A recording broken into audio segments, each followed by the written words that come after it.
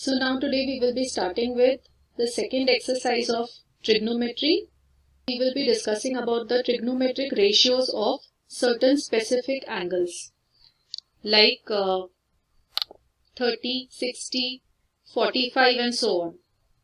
So we will look at the derivation of the value of sine 45 geometrically.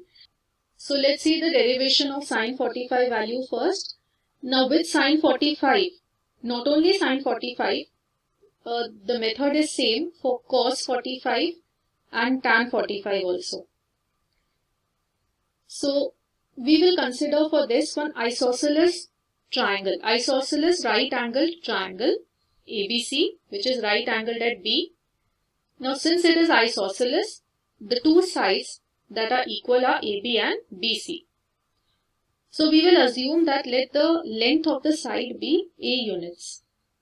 Now equal sides will be obviously these two only, the perpendicular and the base, because the hypotenuse is always the longest side.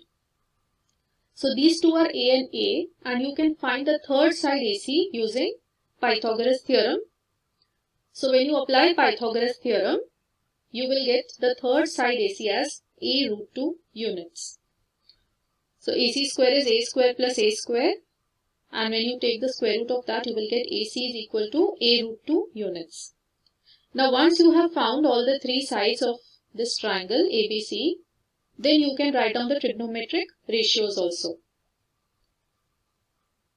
So this is 45, this angle A, because this is 90, angle B is 90.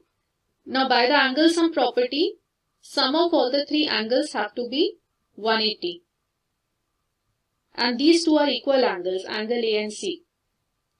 So angle A plus C is 90, and also angle A and angle C are equal because of the isosceles triangle property, that angles opposite to equal sides are equal. So that is how this angle A has come as 45 degree. So after finding all the three sides of the triangle, I can find the trigonometric ratios now. So sine 45 is opposite by hypotenuse, that is BC by AC, which is A by A root 2. So A and A will get cancelled and you will get the ratio as 1 by root 2. Cos 45 also, it is adjacent by hypotenuse, adjacent is also A. So again you will get the same value for cos 45, that is A by A root 2, which is again 1 by root 2. And tan 45 is opposite by adjacent, which is A by A, which is equal to 1. Now tan 45 value can also be found by dividing sine theta by cos theta, because sine theta is opposite by hypotenuse divided by cos theta is adjacent by hypotenuse. So when you do that, hypotenuse will get cancelled and you will get the value of tan theta only, that is opposite by adjacent. So another way of finding tan theta is dividing sine theta by cos theta. Now next we will derive the value of sine 30 geometrically. Now not only sine 30, using the same method we can derive sine 60 also, cos 60 also and cos 30 also, and tan 30 60. Everything can be done using the same method. So for this we will consider an equilateral triangle ABC. Now in equilateral triangle we know that all the sides are equal in length. So we will assume let the side be of A units. So again AB, AC, they are A units each. And also we know that in an equilateral triangle, all the angles are 60 degree each. This also we know, because all three angles are also equal. So if you assume them as x and x, 3x is equal to 180 and x will be equal to 60.